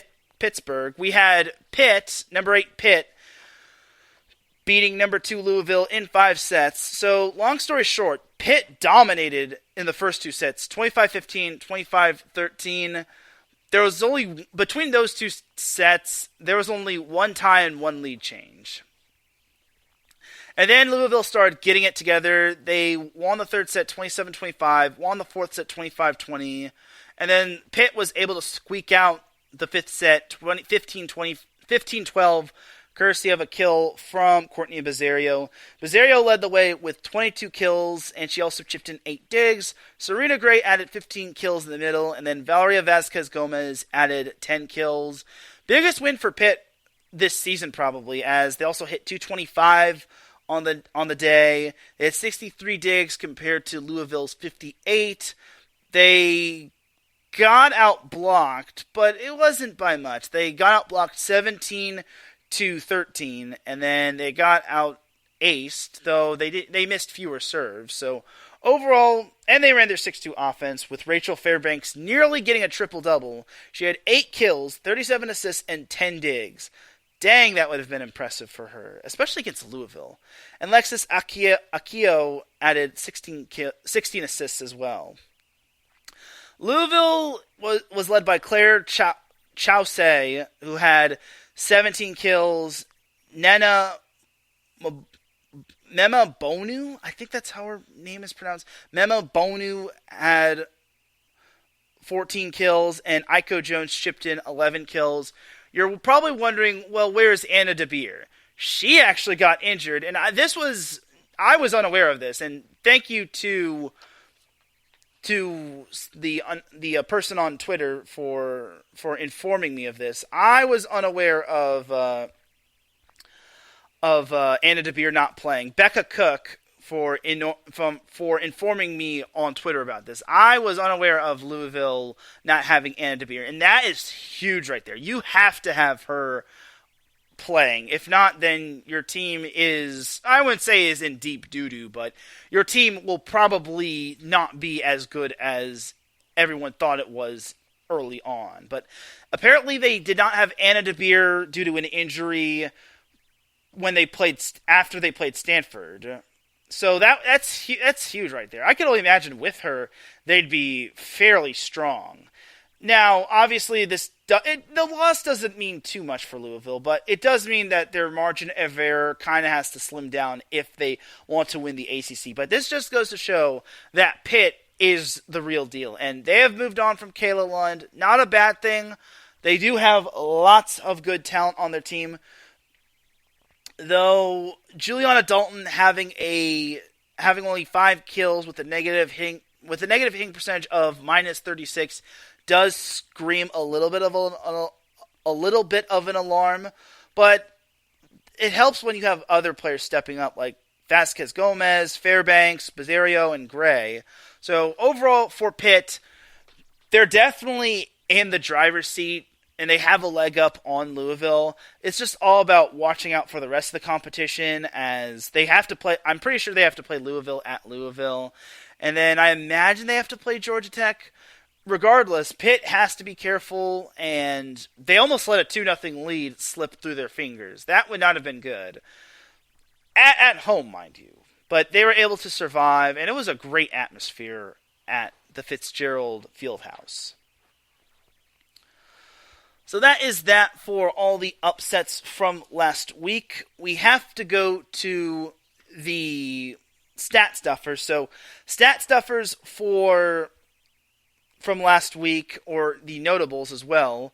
We have Jenna Story of Wright State moving up to 5th all-time in NCAA women's volleyball digs.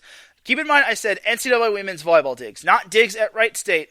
NCAA women's volleyball digs entirely in terms of history. So she has 2,779 digs and counting. So big ups to Jenna Story, who continues to dig it for Wright State, and I hope we can see her in the postseason, or we hope to see that number continue to grow for her career numbers. And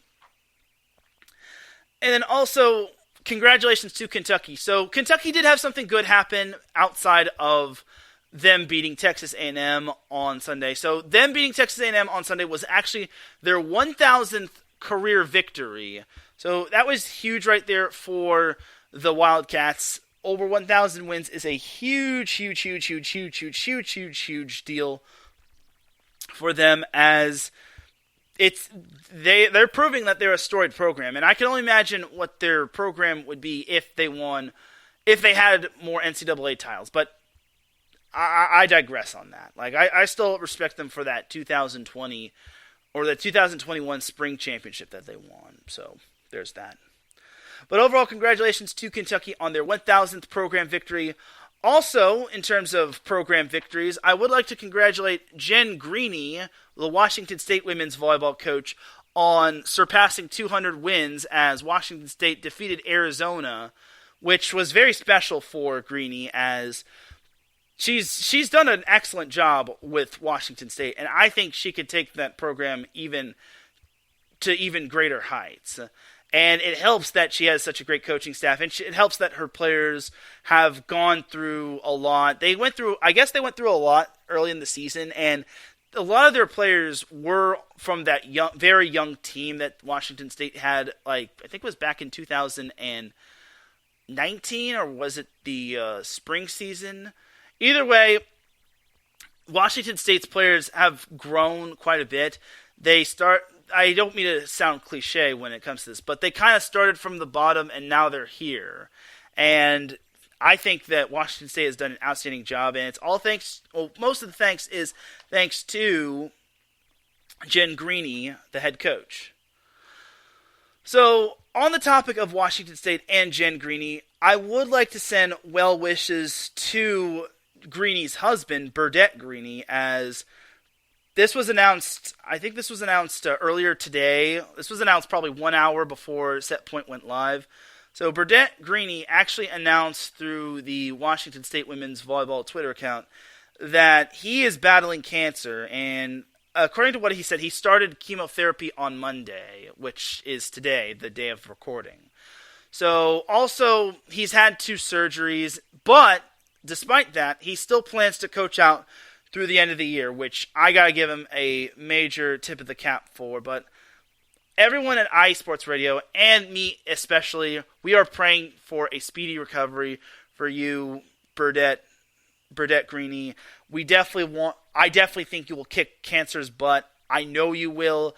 You're definitely a strong person, and you have the support of not only myself, not only of IE Sports Radio, but you have the support of everyone in the world. Like, everyone is sending you their well wishes, their good vibes, and everything kind to you to make sure you're able to kick cancer's butt. And I know you will. You've got this, man. Especially since your 2 girls and Jen are in your corner. You will kick this butt. You will crush it in your little surgery, your chemotherapy. But you've got this, man. We're definitely rooting for you. We're pulling for you. And you're going to kick this, Burdette Greeny. You've got this, Coach B. So that's pretty much that for the notables. I need to get into the most recent coaches poll because we are nearing an hour on the show. We're nearing 2 hours on the show. So the most recent coaches poll came out at 12 p.m. Pacific time or noon Pacific time. So 25 through 21 consists of UCF at 24, USC at 23, or UCF at 25, USC at 24, Houston at 23, Western Kentucky at 22, and Rice at 21.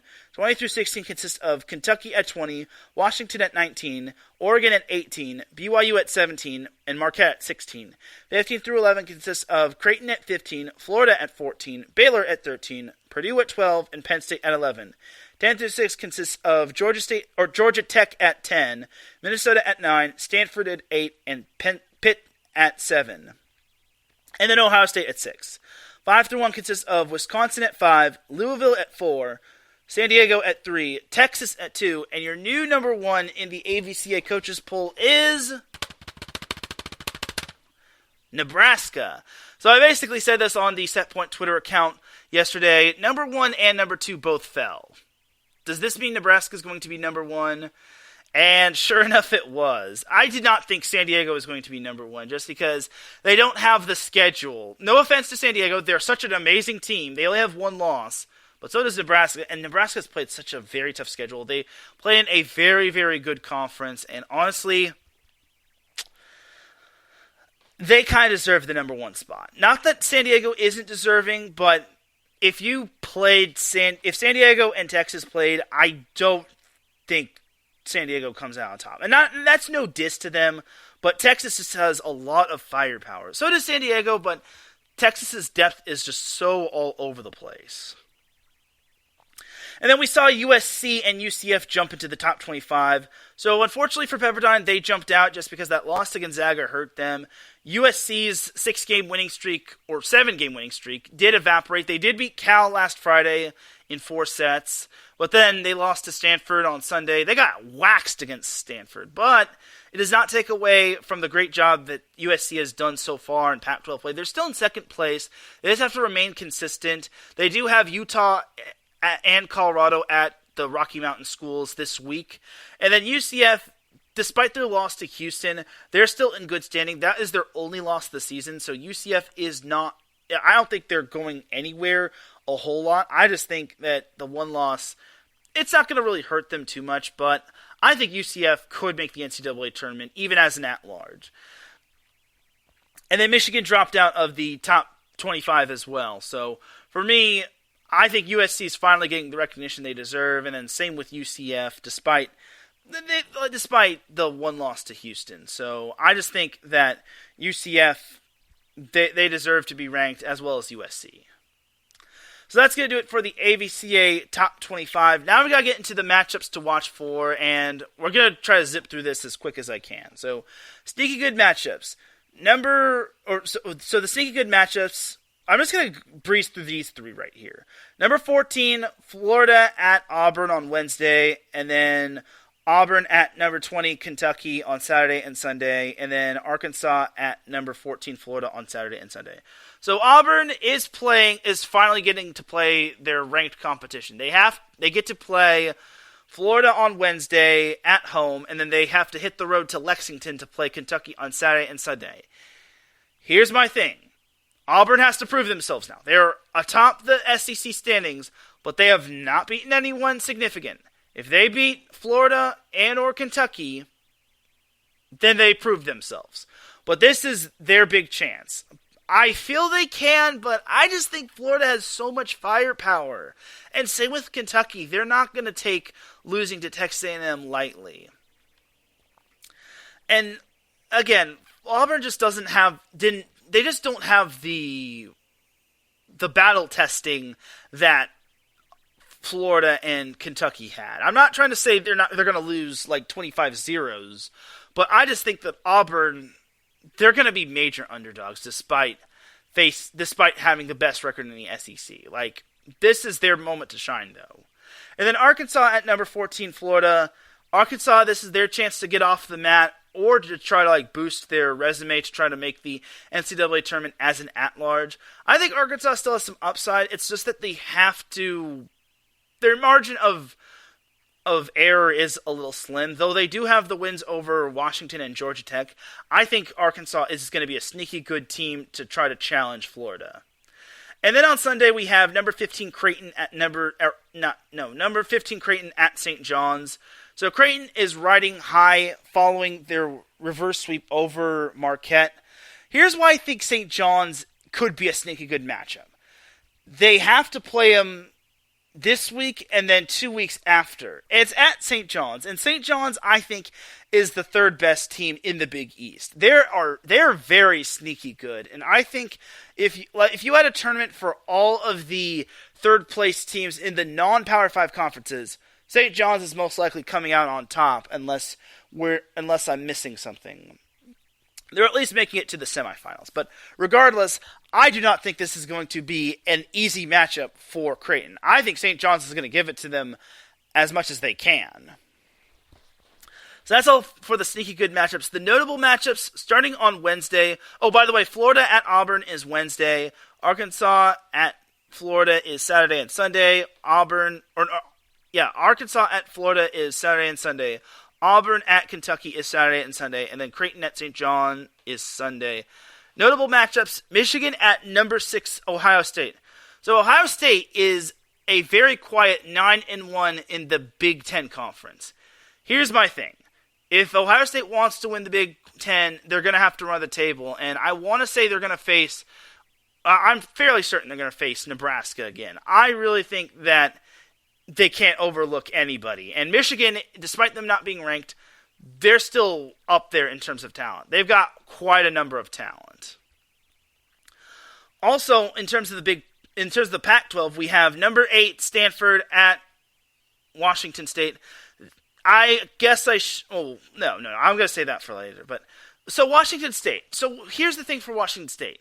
They did pull out their big win over Oregon, but now they have to really prove themselves against the big boss. If they could beat Stanford, they should be a lock for the NCAA tournament. Them or USC.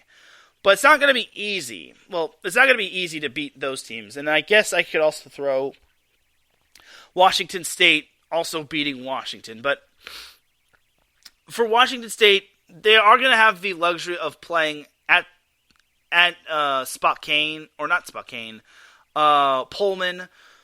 But against Stanford, they're going to have to bring their A game. I think they can, because they have a lot of their good players, such as Pia Timmer and Jenna Magladova. But they're going to have to come out guns a-blazing, and they're going to have to do a lot to slow down Kendall Kipp and Elia Rubin. Cammie Minor is really good. Sammy Francis, you can't overlook.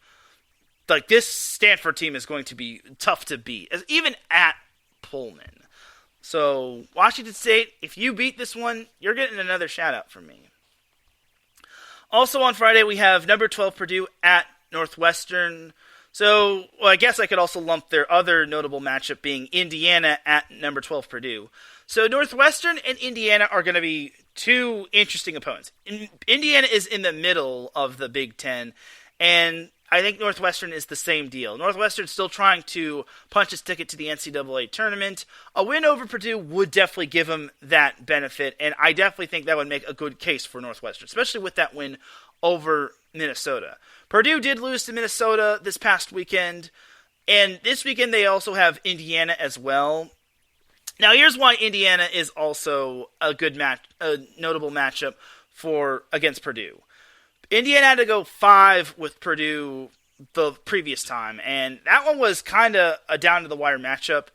This time, it's going to be at West Lafayette, and Purdue is going to have to really prove themselves. They can't underestimate them, and it can't just be the Eva Hudson show. It has to be all the other players stepping up, such as Raven Colvin. But for Purdue, they got to get up off the mat when it comes to their loss to Minnesota, and they have to bounce back because Northwestern is a good team, and Indiana is as well. Indiana still has in the back of their mind having lost 20 straight matches to Purdue. But now this is their chance to show them that little sister can take down big sister. And now for the definitely noteworthy matchups, this is my match of the week right here. This is the big matchup right here. Number 1, Nebraska at number 5, Wisconsin. So here's the thing. Nebraska lost to Wisconsin 3 times last year. 1 at Lincoln, where they lost in 3. 1 in Badger territory at Wisconsin in 4. And then the NCAA Finals, where they lost in 5 to Wisconsin. This is Nebraska's chance to prove why they're the number 1 team, and this is their chance to take full control of the Big Ten Conference. A win over Wisconsin gives them firm control. Okay, I wouldn't say firm control, but it gives them a 2-game lead on Wisconsin. However, Wisconsin, I think they're playing so much better. I think they're playing much better. Sarah Franklin has been amazing. Devin Robinson has also been good. I really think Anna Smrek is obviously back and better than ever. I really think that this is going to be Nebraska's biggest test. And my thing is, if they win this one, this is kind of their big-time matchup right here. They have to win this one just for purposes of they've exercised the demons from last year in terms of losing to Wisconsin 3 times. And then also, they have to prove to them why they're the number 1 team in the nation. Otherwise, they could lose that honor to Texas. But it would be so... If Nebraska were to somehow lose, then it would create a logjam for first place between Ohio State, Nebraska, and Wisconsin. And I think that would be huge just because I think that would also open the door to the likes of Minnesota, though I don't know how they're going to pull themselves off the ground when it comes to that one.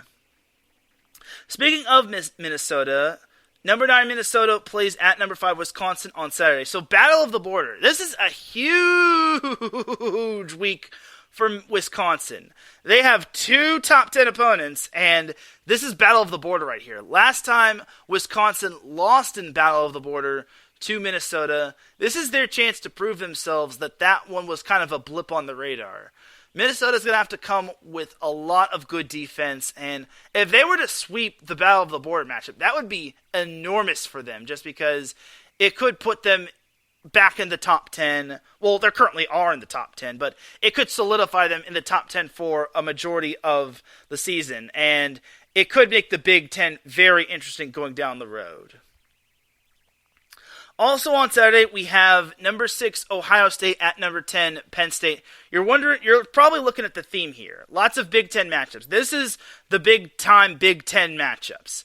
Ohio State narrowly escaped with a win at Covalli Center against Penn State the first time around. Now they have to go to Rec Hall to take on Penn State.